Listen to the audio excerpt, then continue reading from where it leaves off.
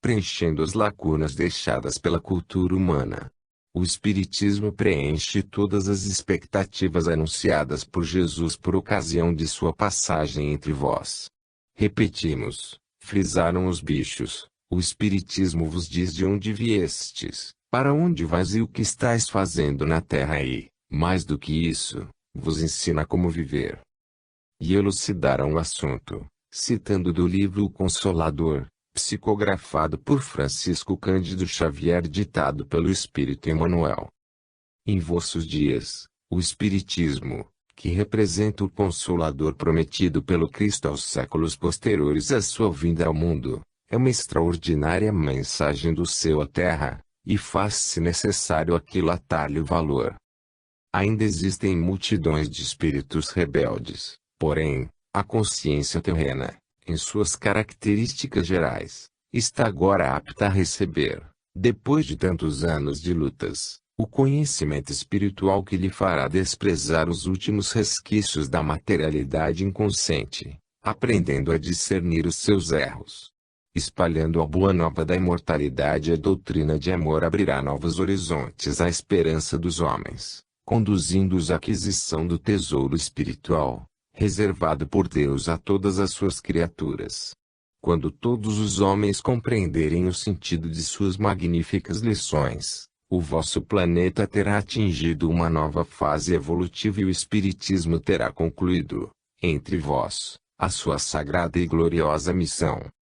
A girafa aproveitou e deu a sua contribuição. A propósito, vejam o que respondeu sobre o assunto o iluminado Espírito Emmanuel, quando perguntado se Moisés transmitiu ao mundo a lei definitiva. O profeta de Israel deu à terra as bases da lei divina e imutável, mas não toda a lei, integral e definitiva. Até agora, a humanidade da era cristã recebeu a grande revelação em três aspectos essenciais. Moisés trouxe a missão da justiça, o Evangelho a revelação insuperável do amor e o Espiritismo em sua feição de cristianismo redivivo, traz, por sua vez, a sublime tarefa da verdade. No centro das três revelações encontra-se Jesus Cristo, como fundamento de toda a luz e de toda a sabedoria. É que, com amor, a lei manifestou-se na terra no seu esplendor máximo. A justiça e a verdade nada mais são que os instrumentos divinos de sua exteriorização, com aquele Cordeiro de Deus, alma da redenção de toda a humanidade. A justiça, portanto, lhe aplanou os caminhos, e a verdade esclarece os seus divinos ensinamentos. Eis porque, com o Espiritismo simbolizando a terceira revelação da lei, o homem terreno se prepara, aguardando as sublimadas realizações do seu futuro espiritual, nos milênios por vindouros. O Consolador, por Emmanuel, psicografado por Chico Xavier. Aliás, continuou a girafa, vocês humanos devem reconhecer que receberam e receberão sempre as revelações divinas de conformidade com a sua posição evolutiva. E o elefante extraiu e registrou do livro Cristianismo e Espiritismo, de Leon Denis. Noutra ocasião, a propósito de um cego de nascença, encontrado de passagem, os discípulos perguntam a Jesus: Mestre, quem foi que pecou? Foi este homem, ou seu pai, ou sua mãe, para que lhe tenha nascido cego? João 9, 1-2. A pergunta indica, antes de tudo, que os discípulos atribuíam a enfermidade do cego a uma expiação. Em seu pensamento, a falta a preceder a punição, tinha sido a sua causa primordial. É a lei da consequência dos atos, fixando as condições do destino. Trata-se aí de um cego de nascença. A falta não se pode explicar senão por uma existência anterior. Daí essa ideia da penitência, que reaparece a cada momento nas Escrituras. Fazei penitência, dizem elas constantemente, isto é, praticai a reparação, que é o fim da vossa nova existência, retificai vosso passado, espiritualizai-vos, porque não saireis do domínio terrestre, do círculo das provações, senão depois de haverdes pago até o último ceitil. Mateus 5:26. Em vão têm procurado os teólogos explicar de outro modo, que não pela reencarnação, essa passagem do Evangelho. Chegaram a raciocínios pelo menos estranhos. Assim foi que o Sínodo de Amsterdão não pode sair-se da dificuldade senão com esta declaração: o cego de nascença havia pecado no seio de sua mãe. Que gracinha! Exclamaram os bichos. Jesus havia prometido enviar o Consolador conforme suas auspiciosas promessas por ocasião de sua passagem e vida toda de amor pela terra, razão por que nos envia um de seus mais lúcidos discípulos, Allan Kardec, para dar início à sagrada missão de abrir caminho ao Espiritismo, a grande voz do Consolador prometido ao mundo. Então os animais irracionais observaram que o Consolador prometido por Jesus está registrado nos Evangelhos.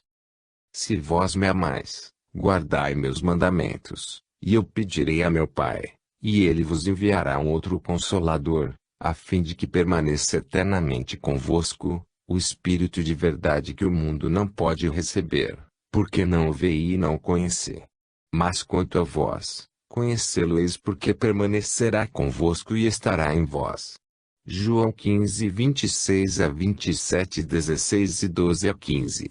Mas o Consolador, que é o Santo Espírito, que meu Pai enviará em meu nome, vos ensinará todas as coisas e vos fará relembrar de tudo aquilo que eu vos tenha dito. João 14 e 26. Quando vier o Paráclito, o Espírito da Verdade, que procede do Pai, e que eu vos hei de enviar da parte do Pai, ele dará testemunho a meu favor. E vós também haveis de dar testemunho, porque estáis comigo desde o princípio. João 15, 26 a 27. Tenho ainda muitas coisas a dizer-vos, mas não sois capazes de as compreender por agora. Quando ele vier, o Espírito da Verdade, há de guiar-vos para a verdade completa. Ele não falará por si próprio, mas há de dar-vos a conhecer quanto ouvir e anunciar-vos o que há de vir. Ele há de manifestar a minha glória, porque receberá do que é meu e vos dará a conhecer. Tudo o que o Pai tem é meu, por isso é que eu disse, receberá do que é meu e vos dará a conhecer. João 16 e 12 a 15. Os animais irracionais, com base em pesquisa, estudos e conversando entre si, observaram e concluíram: estando os homens em expiação na terra, Deus, como bom Pai, não os entregou à própria sorte, sem guias. Eles têm primeiro seus espíritos protetores ou anjos guardiães, que velam por eles e se esforçam para conduzi-los ao bom caminho. Tem ainda os espíritos em missão na terra, espíritos superiores encarnados de quando em quando entre eles para lhes iluminar o caminho através de seus trabalhos e fazer a humanidade avançar. Se bem que Deus tenha gravado sua lei na consciência, ele achou que devia formulá-la de maneira explícita, mandou primeiro Moisés, mas as leis de Moisés estavam ajustadas aos homens de seu tempo. Ele só lhes falou da vida terrestre, de penas e de recompensas temporais. O Cristo veio depois dar cumprimento à lei de Moisés através de um ensinamento mais elevado, a pluralidade das existências, a vida espiritual, mas as penas e as recompensas morais. Moisés os conduziu pelo medo, o Cristo pelo amor e pela caridade. A própria doutrina que os espíritos ensinam hoje não tem nada de novo. É encontrada em fragmentos na maior parte dos filósofos da Índia, do Egito e da Grécia, e está inteira no ensinamento de Cristo. Então o que vem fazer o Espiritismo? Vem confirmar novos testemunhos, demonstrar, por fatos, verdades desconhecidas ou mal compreendidas, restabelecer em seu verdadeiro sentido as que foram mal interpretadas.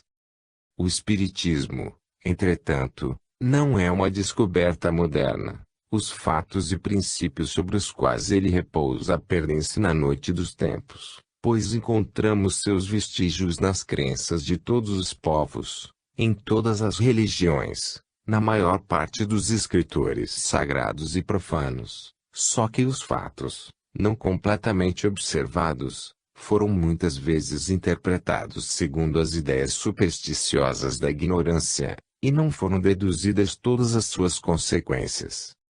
O Espiritismo, mais bem entendido hoje, Acrescenta para os incrédulos a evidência à teoria, prova o futuro com fatos patentes, diz em termos claros e sem equívoco o que o Cristo disse em parábolas, explica as verdades desconhecidas ou falsamente interpretadas, revela a existência do mundo invisível ou dos espíritos, e inicia o homem nos mistérios da vida futura, vem combater o materialismo, que é uma revolta contra o poder de Deus. Vem enfim estabelecer entre os homens o reino da caridade e da solidariedade anunciado pelo Cristo.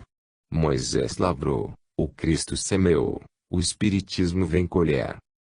Haja vista que o principal foco deste livro é a doutrina espírita, os bichos não poderiam deixar de registrar, por oportuno, a síntese a seguir, elaborada pelo próprio Allan Kardec em O Espiritismo em sua expressão mais simples, a saber, o Espiritismo suaviza a amargura das tristezas da vida, acalme os desesperos e as agitações da alma, dissipa as incertezas ou os terrores do futuro, elimina o pensamento de abreviar a vida pelo suicídio, da mesma forma torna felizes os que aderem a ele, e está aí o grande segredo de sua rápida propagação. Do ponto de vista religioso, o Espiritismo tem por base as verdades fundamentais de todas as religiões: Deus, a alma, a imortalidade, as penas e as recompensas futuras, mas é independente de qualquer culto particular. Seu propósito é provar, aos que negam ou duvidam que a alma existe, que ela sobrevive ao corpo, que ela sofre depois da morte as consequências do bem e do mal que fez durante a vida corpórea. Ora, isto é de todas as religiões. Como crença nos espíritos, também não se afasta de qualquer religião, ou de qualquer povo, porque em todo lugar onde há homens há almas ou espíritos, que as manifestações são de todos os tempos, e o relato delas acha-se em todas as religiões, sem exceção. Pode-se, portanto, ser católico, grego ou romano, protestante, judeu ou muçulmano, e acreditar nas manifestações dos espíritos, e consequentemente ser espírita. A prova é que o espiritismo tem aderentes em todas as seitas. Como moral, ele é essencialmente cristão, porque a doutrina que ensina é tão somente o desenvolvimento e aplicação da do Cristo, a mais pura de todas, cuja superioridade não é contestada por ninguém, prova evidente de que é a lei de Deus. Ora, a moral está a serviço de todo mundo. O Espiritismo, sendo independente de qualquer forma de culto, não prescrevendo nenhum deles, não se ocupando de dogmas particulares, não é uma religião especial, pois não tem nem seus padres nem seus templos. Aos que indagam se fazem bem em seguir esta ou aquela prática, ele responde: se sua consciência pede para fazê-lo, faça-o. Deus sempre leva em conta a intenção.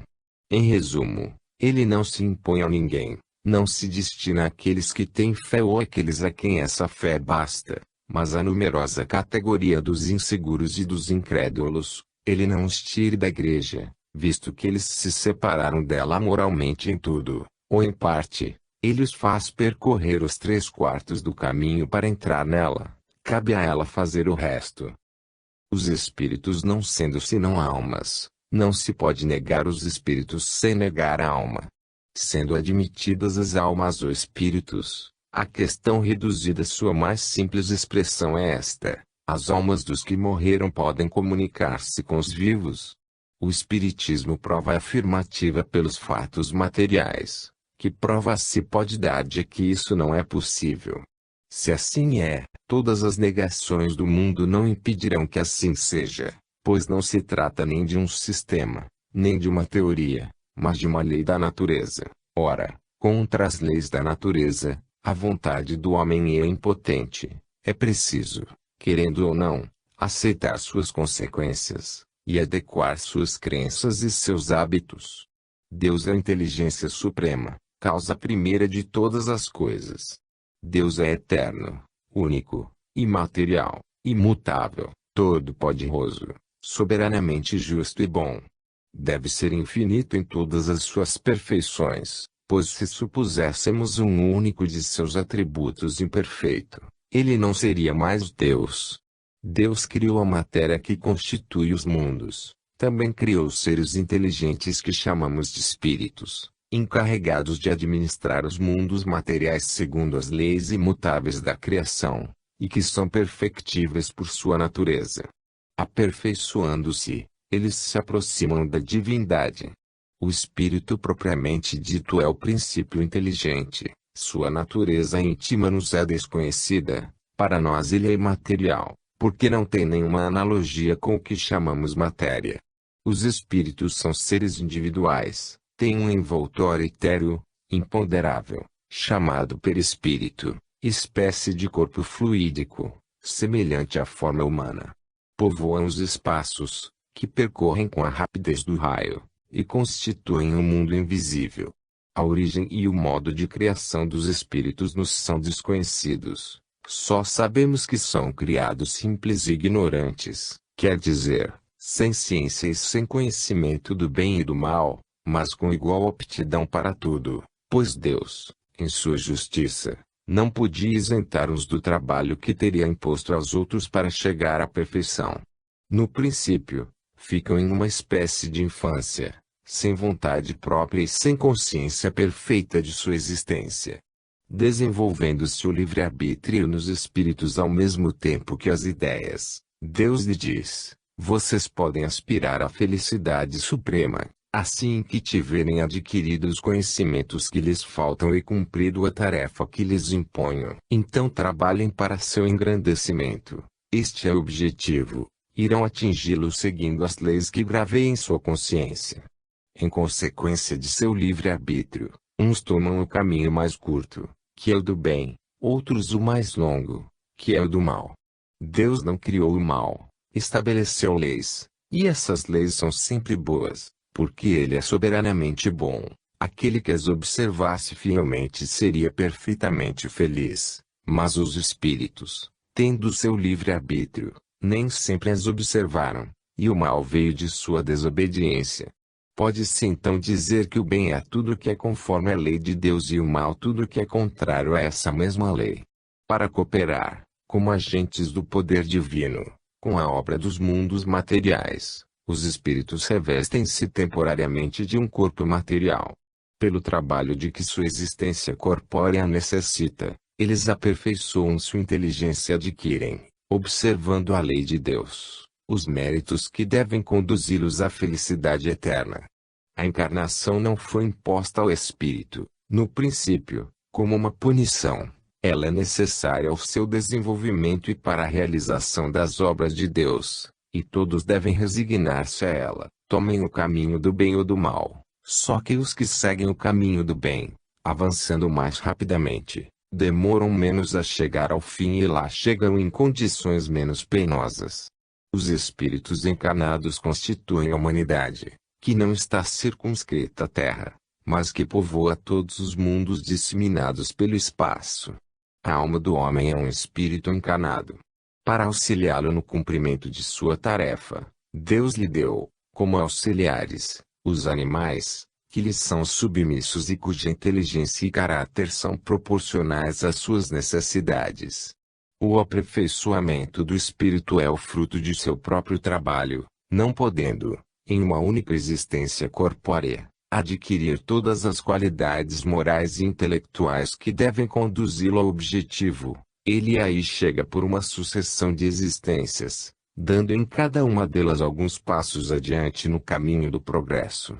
Em cada existência corpórea o espírito deve cumprir uma missão proporcional a seu desenvolvimento. Quanto mais ela for rude e laboriosa, maior seu mérito em cumpri-la. Cada existência é, assim, uma prova que o aproxima do alvo. O número de suas existências é indeterminado. Depende da vontade do espírito de abreviá-las, trabalhando ativamente em seu aperfeiçoamento moral, assim como depende da vontade do operário que tem de realizar um trabalho e abreviar o número de dias para sua execução. Quando uma existência foi mal empregada, não aproveitou o espírito, que deve recomeçá-la em condições mais ou menos penosas, em razão de sua negligência e de sua má vontade. Assim é que, na vida, Podemos ser obrigados a fazer no dia seguinte o que não fizemos no anterior, ou a refazer o que fizemos mal. A vida espiritual é a vida normal do espírito. Ela é eterna. A vida corpórea é transitória e passageira. É apenas um instante na eternidade. No intervalo de suas existências corpóreas, o espírito é errante. Não por duração determinada. Nesse estado o espírito é feliz ou infeliz de acordo com o bom ou mau emprego de sua última existência. Ele estuda as causas que apressaram ou retardaram seu desenvolvimento. Toma resoluções que tentará pôr em prática na próxima encarnação e escolhe, ele mesmo, as provas que considera mais adequadas ao seu progresso. Mas algumas vezes ele se engana, ou sucumbe não mantendo como homem as resoluções que tomou como espírito.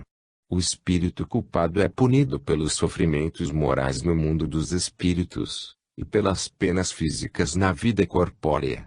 Suas aflições são consequências de suas faltas, quer dizer, de sua infração à lei de Deus, de modo que constituem simultaneamente uma expiação do passado e uma prova para o futuro. É assim que o orgulhoso pode ter uma existência de humilhação, o tirano uma vida de servidão e o rico mau uma encarnação de miséria.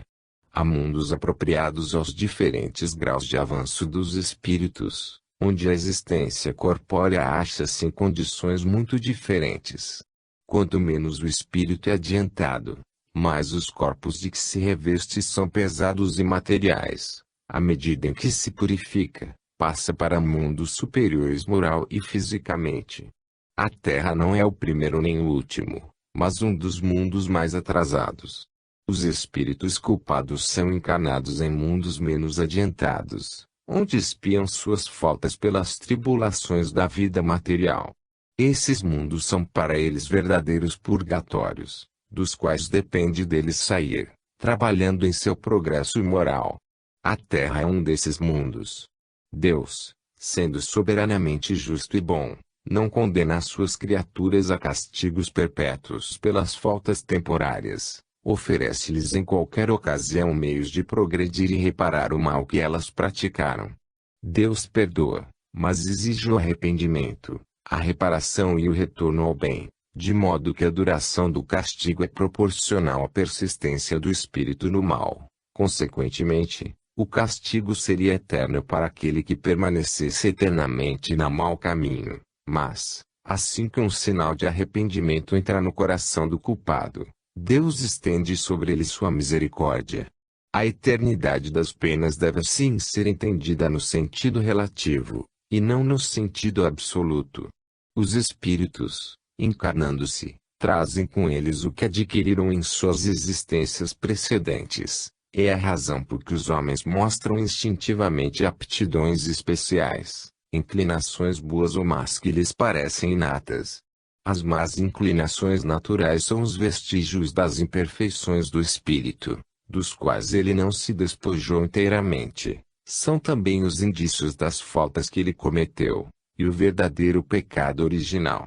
A cada existência ele deve lavar-se de algumas impurezas.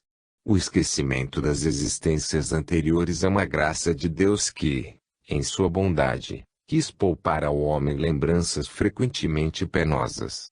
Em cada nova existência, o homem é o que ele fez de si mesmo, é para ele um novo ponto de partida. Ele conhece seus defeitos atuais, sabe que esses defeitos são a consequência dos que tinha, tira conclusões do mal que pode ter cometido, e isso lhe basta para trabalhar, corrigindo-se.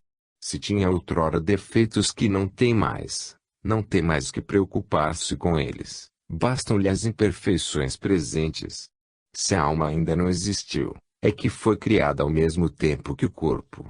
Nessa suposição, ela não pode ter nenhuma relação com as que a precederam.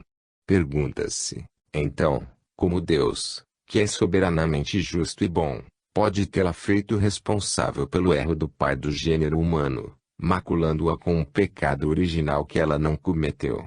Dizendo, ao contrário, que ela traz ao renascer o germe das imperfeições de suas existências anteriores, que ela sofre na existência atual as consequências de suas faltas passadas, Dá-se do pecado original uma explicação lógica que todos podem compreender e admitir, porque a alma só é responsável por suas próprias obras. A diversidade das aptidões inatas, morais e intelectuais, é a prova de que a alma já viveu. Se tivesse sido criada ao mesmo tempo que o corpo atual, não estaria de acordo com a bondade de Deus ter feito umas mais avançadas que as outras. Porque selvagens e homens civilizados, bons e maus, tolos e brilhantes, dizendo-se que uns viveram mais que os outros e mais adquiriram, tudo se explica. Se a existência atual fosse única e dever-se decidir sozinha sobre o futuro da alma para a eternidade, qual seria o destino das crianças que morrem em tenra idade? Não tendo feito nem bem nem mal, elas não merecem nem recompensas nem punições. Segundo a palavra do Cristo, sendo cada um recompensado segundo suas obras, elas não têm direito à felicidade perfeita dos anjos, nem merecem ser dela privadas. Diga-se que poderão, em uma outra existência, realizar o que não puderam naquela que foi abreviada, e não há mais exceções. Pelo mesmo motivo, qual seria a sorte dos cretinos, idiotas? Não tendo nenhuma consciência do bem e do mal, não tem nenhuma responsabilidade por seus atos. Deus seria justo e bom tendo criado almas estúpidas para destiná-las a uma existência miserável e sem compensações. Admita-se, pelo contrário, que a alma do idiota e do cretino é um espírito em punição dentro de um corpo impróprio para exprimir seu pensamento, onde ele é como um homem fortemente aprisionado por laços, e não se terá mais nada que não seja conforme com a justiça de Deus. Em suas encarnações sucessivas, o espírito, sendo pouco a pouco despojado de suas impurezas e aperfeiçoado pelo trabalho, chega ao termo de suas existências corpóreas, pertence então à ordem dos espíritos puros ou dos anjos, e goza simultaneamente da vida completa de Deus e de uma felicidade imperturbável pela eternidade. O Espiritismo não é uma luz nova, mas uma luz mais brilhante, porque surgiu de todos os pontos do globo através daqueles que viveram, tornando evidente o que era obscuro, põe fim às interpretações errôneas, e deve unir os homens em uma mesma crença, porque não há senão um Deus, e suas leis são as mesmas para todos. Ele marca enfim a era dos tempos preditos pelo Cristo e pelos profetas. Os males que afligem os homens na terra têm como causa o orgulho, o egoísmo e todas as más paixões. Pelo contato de seus vícios, os homens tornam-se reciprocamente infelizes e punem-se uns aos outros. Que a caridade e a humildade substituam o egoísmo e o orgulho, então eles não quererão mais prejudicar-se, respeitarão os direitos de cada um e farão reinar entre eles a concórdia e a justiça. Mas como destruir o egoísmo e o orgulho, que parecem inatos no coração do homem? O egoísmo e o orgulho estão no coração do homem, porque os homens são espíritos que seguiram desde o princípio o caminho do mal, e que foram exilados na terra como punição desses mesmos vícios. É o seu pecado original, de que muitos não se despojaram. Através do Espiritismo, Deus vem fazer um último apelo para a prática da lei ensinada pelo Cristo, a lei de amor e de caridade. Tendo a terra chegado ao tempo marcado para tornar-se uma morada de felicidade e de paz, Deus não quer que os maus espíritos encarnados continuem a trazer para ela perturbação, em prejuízo dos bons. É por isso que eles deverão deixá-la. Irão espiar seu empedernimento em mundos menos evoluídos, onde trabalharão de novo para seu aperfeiçoamento em uma série de existências mais infelizes e mais penosas ainda que na Terra. Eles formarão nesses mundos uma nova raça mais esclarecida, cuja tarefa será levar o progresso aos seres atrasados que neles habitam, pelos conhecimentos que já adquiriram. Só sairão para um mundo melhor quando tiverem merecido, e assim por diante, até que tenham atingido a purificação completa. Se a terra era para eles um purgatório, esses mundos serão seu inferno, mas o inferno de onde a esperança nunca está banida.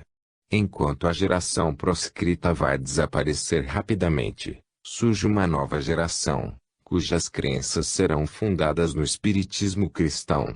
Nós assistimos à transição que se opera, prelúdio da renovação moral cuja chegada o espiritismo marca. O objetivo essencial do espiritismo é o melhoramento dos homens. Não é preciso procurar nele senão o que pode ajudá-lo para o progresso moral e intelectual. O verdadeiro espírita não é o que crê nas manifestações, mas aquele que faz bom proveito do ensinamento dado pelos espíritos. Nada adianta acreditar se a crença não faz com que se dê um passo adiante no caminho do progresso e que não o faça melhor para com o próximo. O egoísmo, o orgulho, a vaidade, a ambição, a cupidez, o ódio, a inveja, o ciúme, a maledicência são para a alma ervas venenosas das quais é preciso a cada dia arrancar algumas hastes, e que tem como contraveneno a caridade e a humildade. A crença no espiritismo só é proveitosa para aquele de quem se pode dizer, hoje está melhor do que ontem. As aflições na terra são os remédios da alma, elas salvam para o futuro, como uma operação cirúrgica dolorosa salva a vida de um doente e lhe devolve a saúde. É por isso que o Cristo disse, bem-aventurados os aflitos, pois eles serão consolados. Nas suas aflições, olhe abaixo de você e não acima. Pense naqueles que sofrem ainda mais que você. Homens de todas as castas, de todas as seitas e de todas as cores, vocês são todos irmãos, pois Deus os chama a todos para Ele. Estendam-se pois as mãos, qualquer que seja sua maneira de adorá-lo, e não atirem o anátema, pois o anátema é a violação da lei de caridade proclamada pelo Cristo. Com egoísmo, os homens estão em luta perpétua. Com a caridade, estarão em paz. A caridade, constituindo a base de suas instituições, pode assim, por si só, garantir a felicidade deles neste mundo. Segundo as palavras do Cristo, só ela pode também garantir sua felicidade futura, pois encerra implicitamente todas as virtudes que podem levá-los à perfeição. Com a verdadeira caridade, tal como a ensinou e praticou o Cristo, não mais o egoísmo, o orgulho, o ódio, a inveja, a maledicência, não mais o apego desordenado aos bens deste mundo.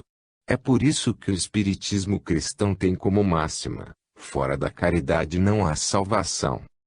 Depois de Allan Kardec, surgiram célebres estudiosos comprometidos com a doutrina espírita, a terceira revelação, o Consolador Prometido.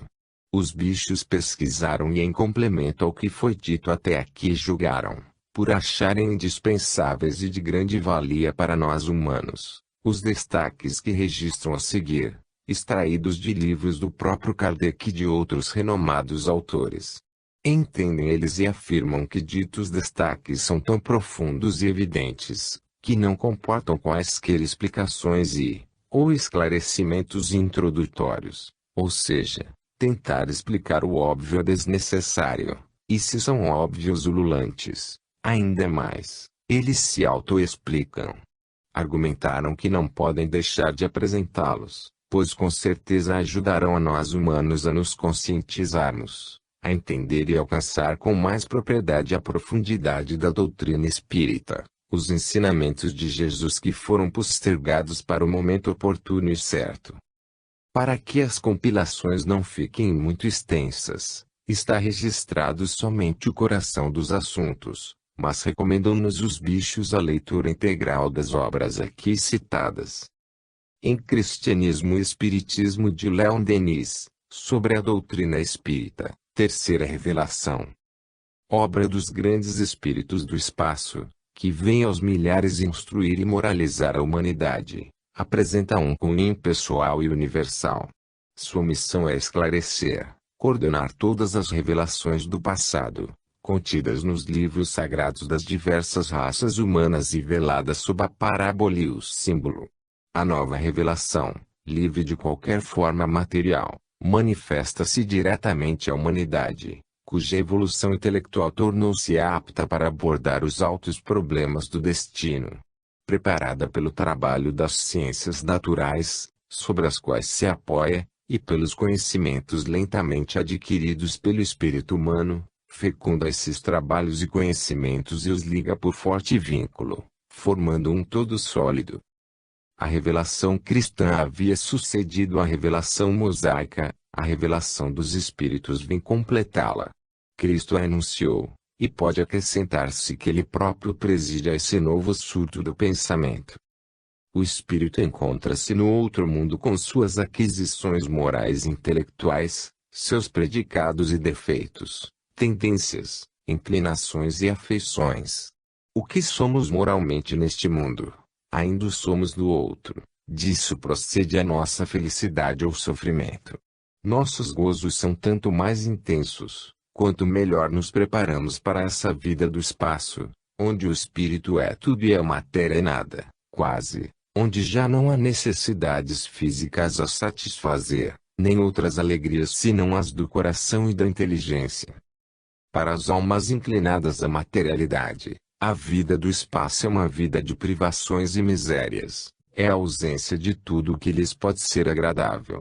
Os espíritos que souberam emancipar-se dos hábitos materiais e viver pelas altas faculdades da alma, nele acham, ao contrário, um meio de acordo com as suas predileções, um vasto campo oferecido à sua atividade. Não há nisso, realmente, senão uma aplicação lata da lei das atrações e afinidades, nada senão as consequências naturais dos nossos atos, que sobre nós recaem.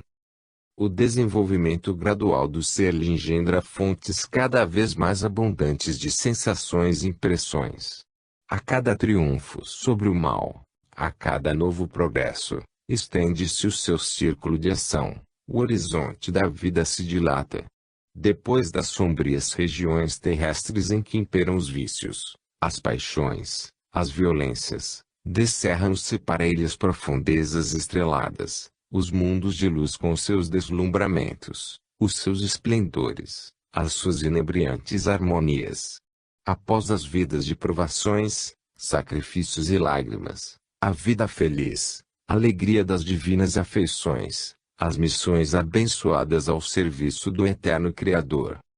Ao contrário, o mau uso das faculdades, a reiterada fruição dos prazeres físicos, as satisfações egoísticas, nos restringem os horizontes, acumulam a sombra em nós e em torno de nós. Em tais condições, a vida no espaço não nos oferece mais que trevas, inquietações, torturas, com a visão confusa e vaga das almas felizes, o espetáculo de uma felicidade que não soubemos merecer. A alma, depois de um estágio de repouso no espaço, renasce na condição humana. Para ela traz as reservas e aquisições das vidas pregressas. Desse modo se explicam as desigualdades morais e intelectuais que diferenciam os habitantes do nosso mundo. A superioridade inata de certos homens procede de suas obras no passado. Nós somos espíritos mais jovens, ou mais velhos, mais ou menos trabalhamos, mais ou menos adquirimos virtudes de saber. Assim, a infinita variedade dos caracteres, das aptidões e das tendências, deixa de ser um enigma. Entretanto, a alma reencarnada nem sempre consegue utilizar, em toda a plenitude, os seus dons e faculdades. Dispõe aqui de um organismo imperfeitíssimo, de um cérebro que nenhuma das recordações de outrora registrou. Neles não pode encontrar todos os recursos necessários à manifestação de suas ocultas energias. Mas um passado permanece nela, suas intuições e tendências são disso uma revelação patente. As faculdades inatas em certas crianças, os meninos prodígios, artistas, músicos, pintores, sábios, são luminosos testemunhos da evidência dessa lei. Também, às vezes, almas geniais e orgulhosas renascem em corpos enfermiços, sofredores, para humilhar-se e adquirir as virtudes que lhes faltavam: paciência, resignação, submissão. Todas as existências penosas, as vidas de luta e sofrimento explicam-se pelas mesmas razões. São formas transitórias, mas necessárias, da vida imortal. Cada alma as conhecerá por sua vez. A provação e o sofrimento são outros tantos meios de reparação, de educação, de elevação. É assim que o ser apaga um passado culposo e readquire o tempo perdido. É desse modo que os caracteres se retemperam, que se ganha experiência e o homem se prepara para novas ascensões. A alma que sofre procura Deus, lembra-se de o invocar e, por isso mesmo, aproxima-se dele. As almas se atraem em razão de suas afinidades, constituem grupos ou famílias cujos membros se acompanham e mutuamente se auxiliam através de sucessivas encarnações. Laços potentes as vinculam, inúmeras vidas transcorridas em comum lhes proporcionam essas similitudes de opiniões e de caráter, que em tantas famílias se observam. Há exceções. Certos espíritos mudam às vezes de meio, para mais rapidamente progredir. Nisso, como em todos os atos importantes da vida, há uma parte reservada à vontade livre do indivíduo, que pode, numa certa medida e conforme o grau de elevação, escolher a condição em que renascerá, mas há também a parte do destino, ou da lei divina que, lá em cima, fixa a ordem dos renascimentos. A pluralidade das existências da alma e sua ascensão na escala dos mundos constituem o ponto essencial dos ensinos do moderno espiritualismo. Nós vivemos antes do nascimento e reviveremos depois da morte. Nossas vidas são paradas sucessivas da grande viagem que empreendemos em nosso itinerário para o bem, para a verdade, para a beleza eterna. Com a doutrina das preexistências e das reencarnações, tudo se liga, se esclarece e compreende, a justiça divina se patenteia, a harmonia se estabelece no universo e no destino. A alma já não é formada com todas as peças por um Deus caprichoso, que distribui, ao acaso e bel prazer, o vício ou a virtude, a imbecilidade ou o gênio. Criada simples e ignorante, ela se eleva pelas próprias obras, a si mesma se enriquece, colhendo no presente o que em vidas anteriores semeou. E continua semeando para as futuras encarnações. A alma, por conseguinte, constrói o próprio destino, degrau a degrau, sob do estado rudimentar e inferior à mais alta personalidade, de inconsciência do selvagem ao estado desses sublimes seres que iluminam a rota da história e passam pela terra como lampejo divino. Assim considerada, a reencarnação torna-se consoladora e fortificante verdade, um símbolo de paz entre os homens, a todos indica a senda do progresso, a grande equidade de um Deus que não pune eternamente, mas permite ao culpado resgatar-se pela dor. Posto que inflexível, essa lei sabe proporcionar a reparação à falta e, depois do resgate, faculta a reabilitação. Fortalece a fraternidade humana, ensinando aqueles a quem pudessem causar estranheza as desigualdades sociais e as diferenças de condição, que os homens todos têm, realmente, a mesma origem e o mesmo futuro. Não há deserdados nem privilegiados, pois o resultado final será o mesmo para todos, desde que o saibam conquistar. A lei de reencarnação põe um freio às paixões, mostrando as consequências dos nossos atos, das nossas palavras, dos nossos pensamentos a recaírem sobre a nossa vida atual e sobre as futuras vidas, nelas semeando germens de felicidade ou de infortúnio. Graças a ela cada qual aprende a vigiar-se a si mesmo, a acautelar-se, a preparar cuidadoso o seu futuro. O homem que uma vez compreendeu toda a grandeza dessa doutrina, não mais poderá acusar Deus de injustiça e parcialidade. Saberá que cada qual, no mundo, ocupa o seu lugar, que toda alma está sujeita às provações que mereceu ou desejou. Agradecerá ao Eterno lhe proporcionar, com os renascimentos, o meio de reparar as faltas e adquirir, mediante trabalho constante, uma parcela do seu poder, um reflexo da sua sabedoria, uma centelha do seu amor. Tal destino da alma humana, nascida na fraqueza, na penúria das faculdades e dos meios de ação, mas é chamada, elevando-se, a realizar a vida em si mesma, em toda a plenitude, a alcançar todas as riquezas da inteligência, todas as delicadezas do sentimento, tornando-se um dia colaboradora de Deus. Essa missão do ser e o seu grandioso objetivo, colaborador de Deus, isto é, destinado a realizar em torno de si, em missões cada vez mais grandiosas, a ordem, a justiça, a harmonia, a atrair seus irmãos inferiores, a conduzi-los às divinas eminências, a subir com eles, de esfera em esfera, para o supremo objetivo, para Deus, o ser perfeito, lei viva e consciente do universo, eterno foco de vida e de amor. Essa participação na obra infinita é, de começo, assaz inconsciente, o ser colabora sem o saber e, às vezes, até sem o querer, na ordem universal. Depois, à medida que percorre a rota, essa colaboração se torna cada vez mais consciente. Pouco a pouco a razão se lhe esclarece, a alma apreende a profunda harmonia das coisas, penetra as suas leis, a elas se associa intimamente por seus atos.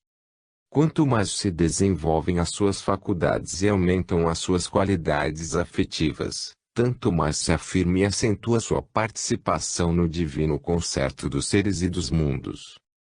Essa ascensão da alma, edificando ela própria o seu futuro e conquistando seus postos, esse espetáculo da vida individual e coletiva, prosseguindo de estádio em estádio, na superfície das terras do espaço, progredindo e aperfeiçoando-se sempre, a elevar-se para Deus, melhor nos faz compreender a utilidade da luta, a necessidade da dor para a educação e purificação dos seres.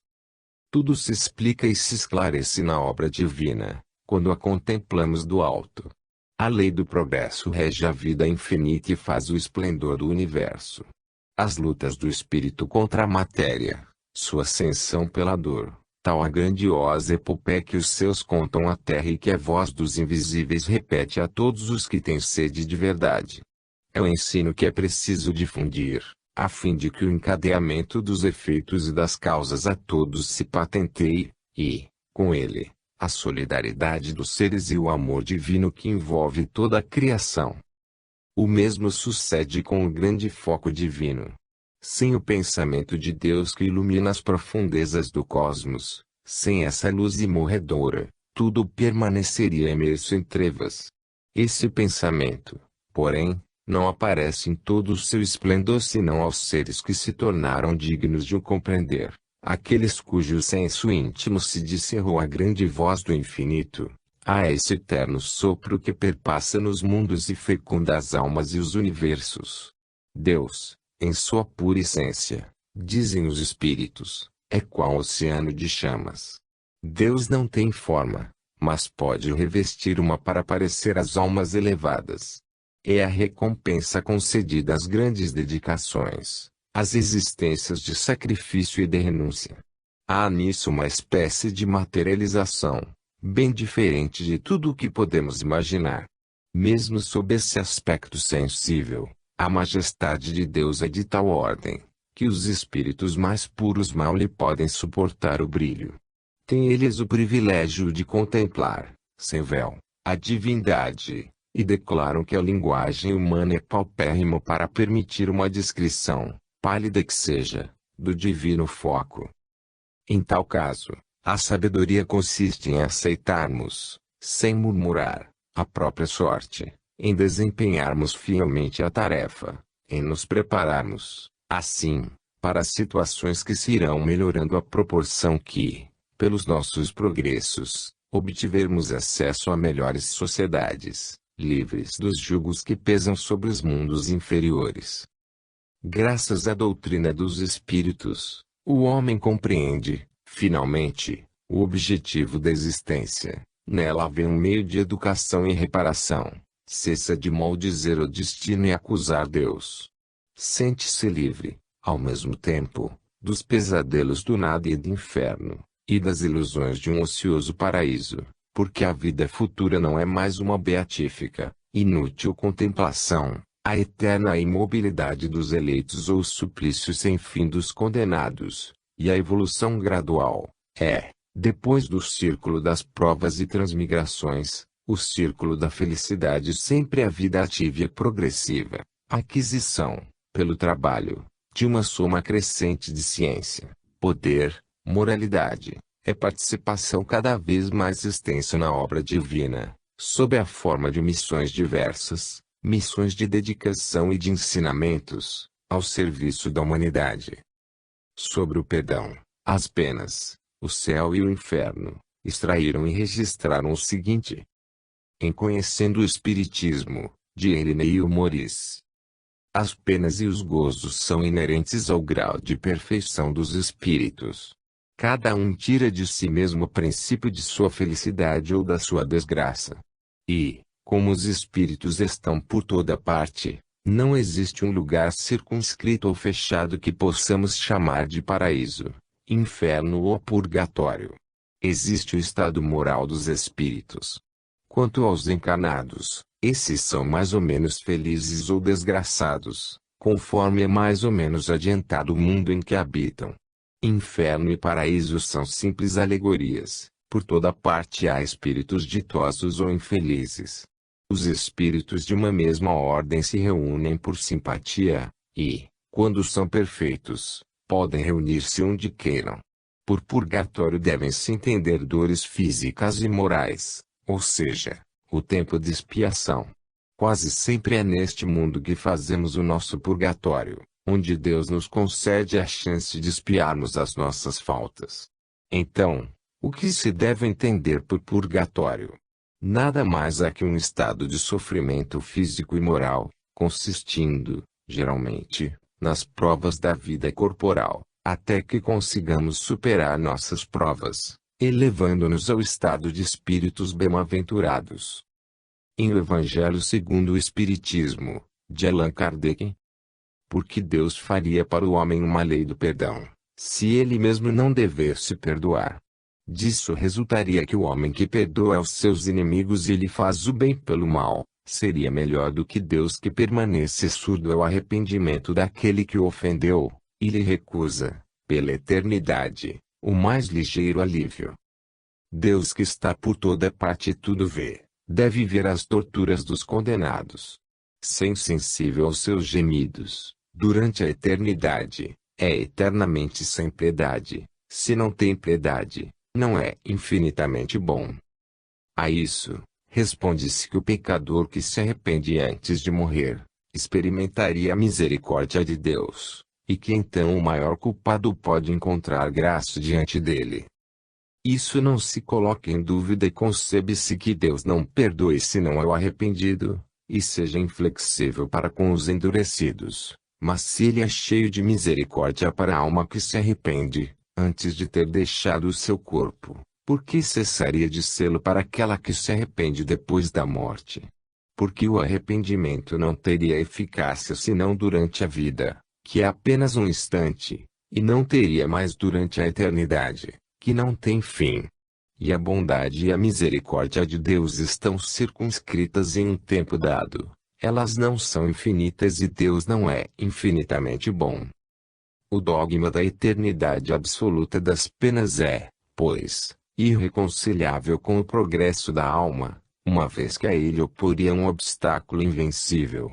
Esses dois princípios se anulam, forçosamente um pelo outro. Se um existe, o outro não pode existir.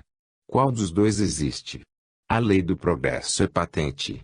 É uma lei natural, lei divina, imprescritível, uma vez, pois, que ela existe, e que não pode se conciliar com a outra, é que a outra não existe.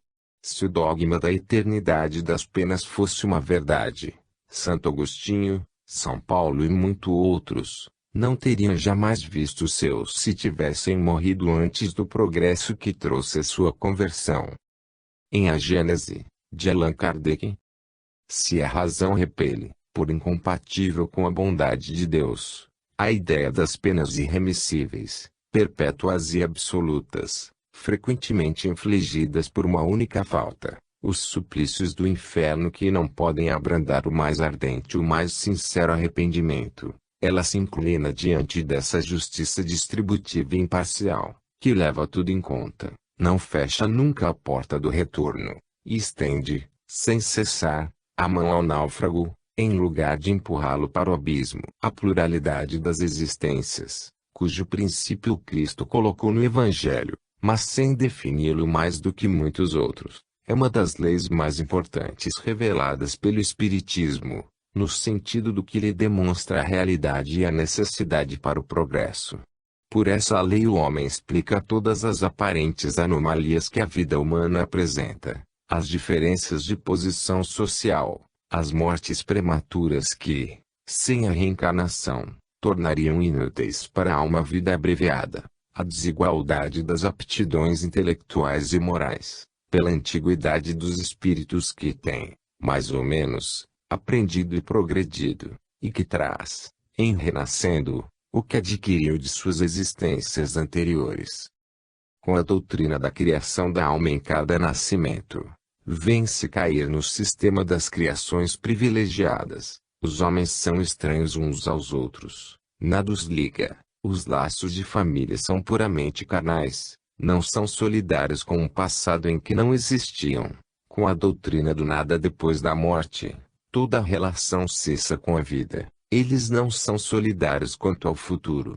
Pela reencarnação, são solidários quanto ao passado e quanto ao futuro. As suas relações se perpetuam no mundo espiritual e no mundo corporal. A fraternidade tem por base as próprias leis da natureza. O bem tem um objetivo, o mal as suas consequências inevitáveis. Em Depois da Morte, de Leon Denis. Segundo as diferentes doutrinas religiosas, a Terra é o centro do universo e o céu estende-se como uma abóbada sobre nós. É na sua parte superior, dizem, que está a morada dos bem-aventurados. O inferno, a habitação dos condenados, prolonga as suas sombrias galerias nas próprias entranhas do globo. A ciência moderna, de acordo com o ensino dos espíritos, mostrando-nos o universo semeado de inumeráveis mundos habitados, deu golpe mortal nessas teorias. O céu está por toda parte, o incomensurável, o insondável, o infinito, por toda parte, um fervilhamento de sóis e de esferas, entre as quais o nosso planeta é apenas mesquinha parcela. No meio dos espaços não existem moradas circunscritas para as almas. Tanto mais livres quanto mais puras forem, estas percorrem a imensidade e vão para onde as levam suas afinidades e simpatias. Os espíritos inferiores, sobrecarregados pela densidade de seus fluidos, ficam ligados ao mundo onde viveram, circulando em sua atmosfera ou envolvendo-se entre os seres humanos. As alegrias e as percepções do espírito não procedem do meio que ele ocupa, mas de suas disposições pessoais e dos progressos realizados. Embora, com o perispírito opaco e envolto em trevas, o espírito atrasado pode encontrar-se com a alma radiante, cujo invólucro sutil se presta às delicadas sensações, às mais extensas vibrações.